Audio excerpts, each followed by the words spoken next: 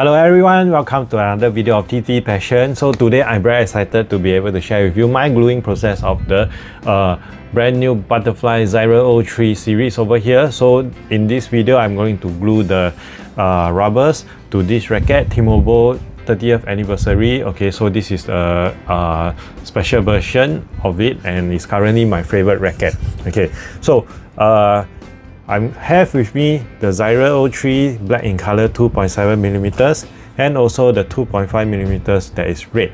Okay, so right now I'm going to start gluing onto the racket over here. So how do you actually glue a table tennis racket? You will need basically a liquid based glue.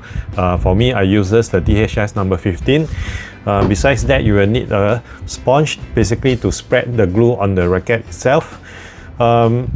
Of course, you have to put the glue both on the racket and the rubber, and for this table tennis racket gluing process, you actually need to wait for the glue to dry out. So unlike typically what you do in the past when you're trying to glue something, usually you let the glue put on the glue and paste it immediately, but not for a table tennis racket.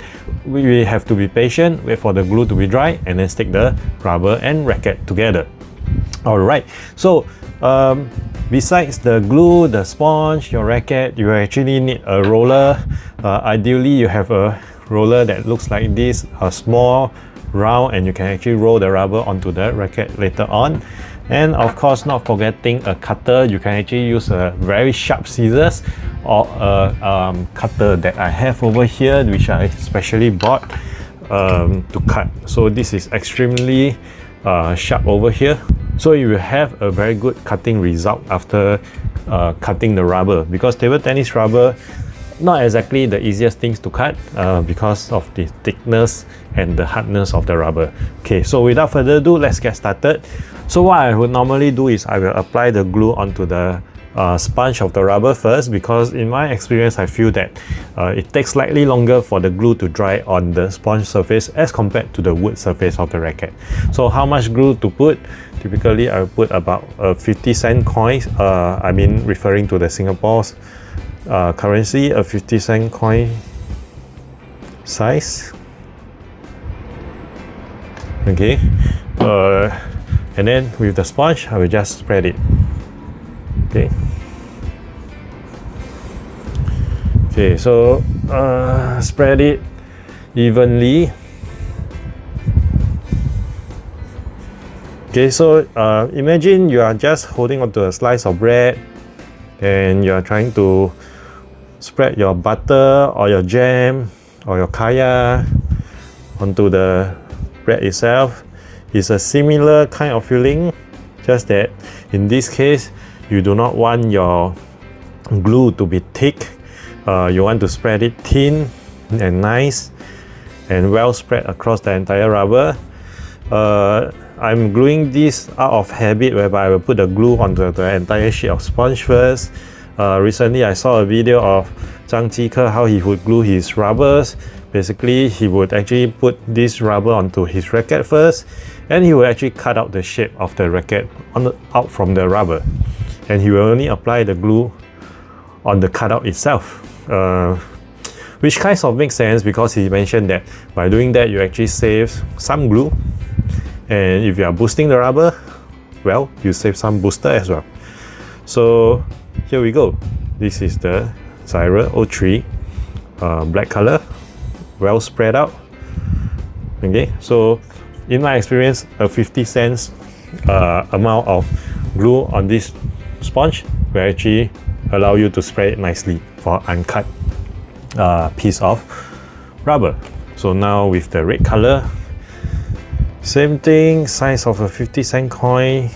Okay, and spread it. Okay, so one thing I did not mention, if you notice, I'm spreading it pretty much only on one direction.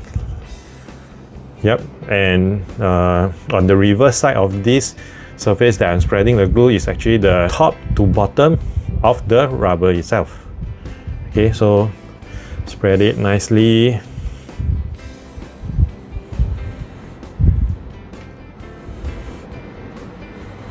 Okay, sorry, I just realized you weren't able to see clearly. Let me flip it a little bit.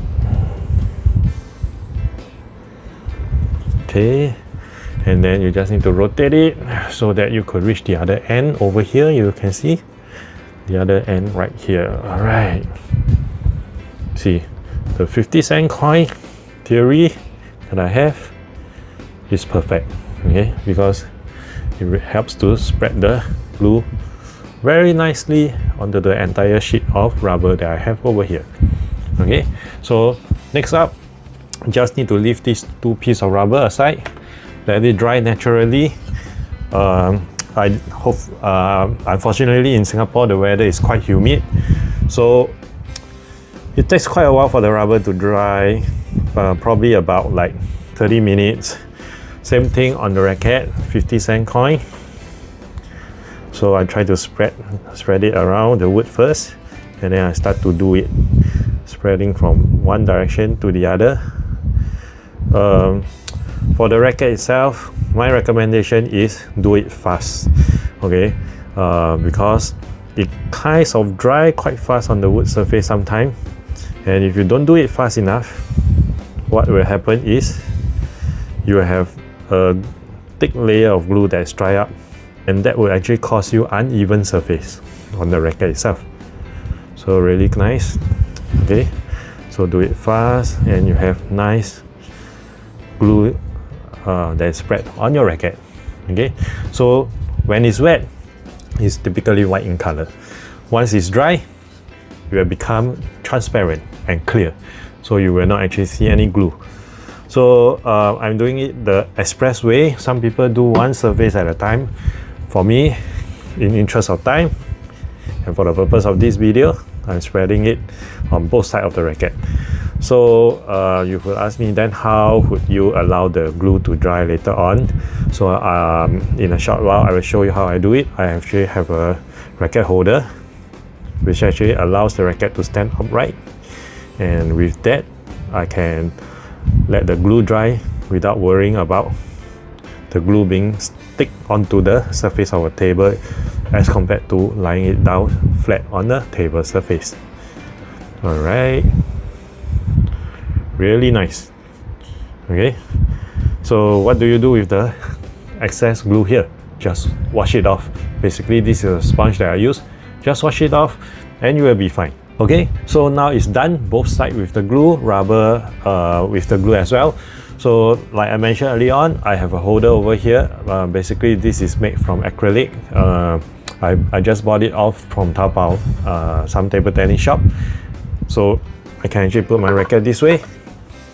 It's standing and it will allow it to dry more efficiently, okay, from both sides. So I'm just going to place this on my table here, and we just got to be patient. Roughly around 30 minutes minimum for the glue to dry well.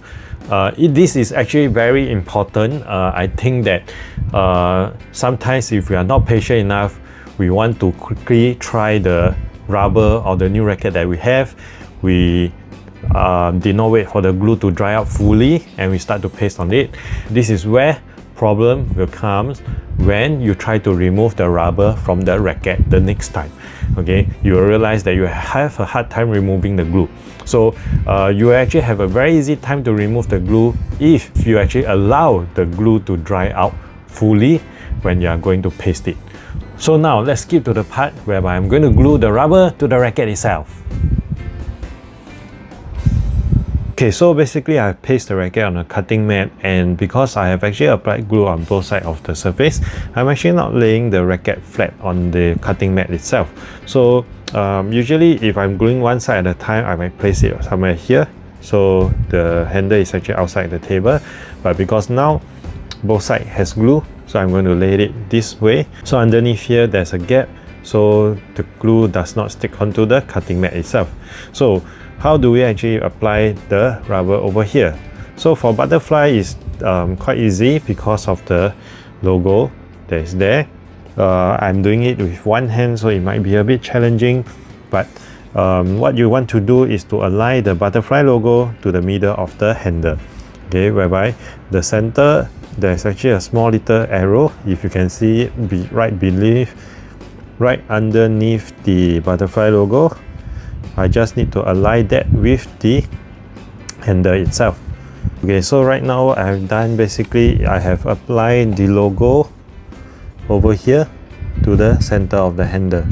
Okay, and the next step is basically just to roll it over to ensure the rubber sticks well to the racket. So because now I'm placing it this way, in order to have that gap, I will not roll the roller over the rubber too hard. Okay, so I will use just enough strength to ensure that the rubber actually glues onto the racket.